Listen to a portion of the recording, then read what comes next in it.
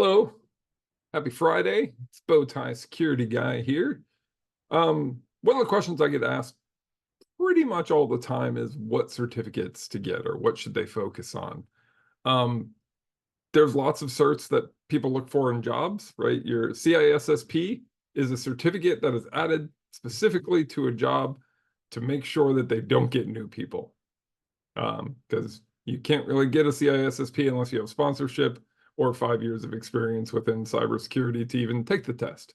So CISSP is designed to weed out people who are not new. It is a difficult cert.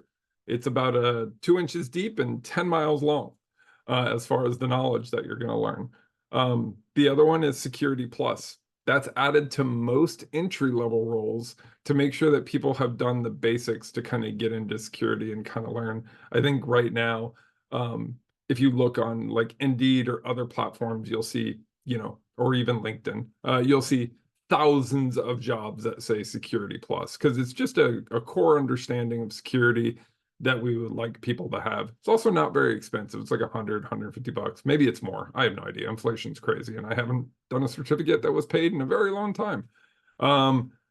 So the other thing is your CISA or your certified ethical hacker. Those are big things too that you'll see people kind of look at.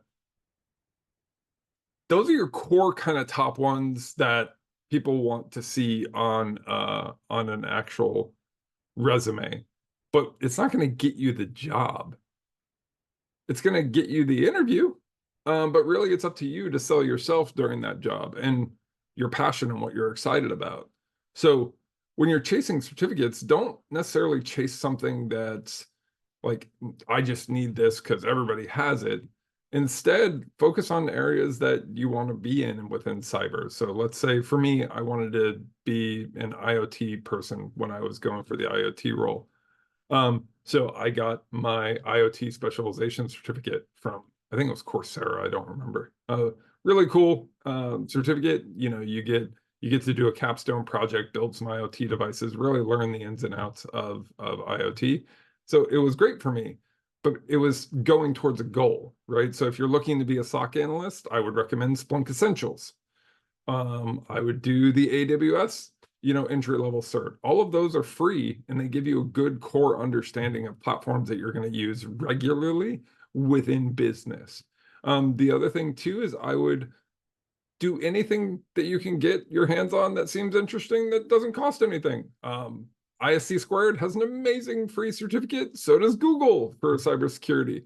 Both of them are quite well-rounded. I did both of them while I was unemployed because I was like, well, if I'm going to be sitting here doing nothing, I might as well be educating myself and growing my talents. So every day that you're trying to figure out what to do or trying to figure out what jobs to apply for and you're kind of getting burned out, like, don't focus on the numbers. Instead, focus on educating yourself, growing your knowledge, building home labs, kind of having fun with it. Because security, if it's not fun to you, it is a very difficult job. You're talking hours and hours of work, all of the work from home, all the awesome things. Like, that's a privilege. It's not a right. You don't get that as a new person in most cases where you can work from the house, because they don't fully trust new people to work from home. Maybe as a contractor role, you might get that, but really a lot of that is being pushed back into the office. Disney's a good example. Google's starting to make people come back in the office. Microsoft is one of the only big ones that is like still like, hey, we're cool with remote work. But again, you've got to kill it on the interview. You got to bring that passion, bring that excitement. Your certificate's not going to help you with that. So I would also focus on things like soft skills and interview prep and kind of having those conversations. I can't tell you how many technical people I interview who have no ability to talk to people, which is a very important part of getting a job, especially right now. I don't want to say it's a popularity contest because for me it's not, but for a lot of people it is. And a lot of hiring managers are looking for personality over substance. And for me, that's kind of disappointing, but it also makes sense. I just went through the round going through and interviewing a bunch of people. You could tell people who hadn't prepped. You could tell the people who hadn't done mock interviews. For me, when I got my first job in security, I probably did 70 mock interviews because I was so like ready to take my shot. I was ready to do it. Every time I was driving home, every few minutes I had, I would have somebody do a mock interview with me. So again, your certs won't get you a job. They'll get you an interview in some cases. So don't focus heavily on that. Instead, focus on networking, which is going to be the main way you're going to find a job within cyber. And doing the stuff that you love. Like if you want to, tack a certificate onto it, awesome. But you don't necessarily have to have a certificate to get a job in cybersecurity. It helps to show that you have some knowledge. And honestly, it will get you past resume scanners if you have your Security Plus or your CISSP.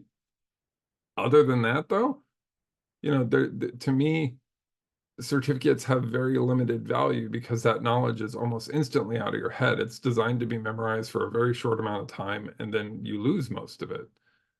So, find some time, as I've told before, to work with a friend, you know, mentor people who are trying to, learn about cyber. You guys can learn together, help each other out. There's all kinds of different ways to kind of take those next steps.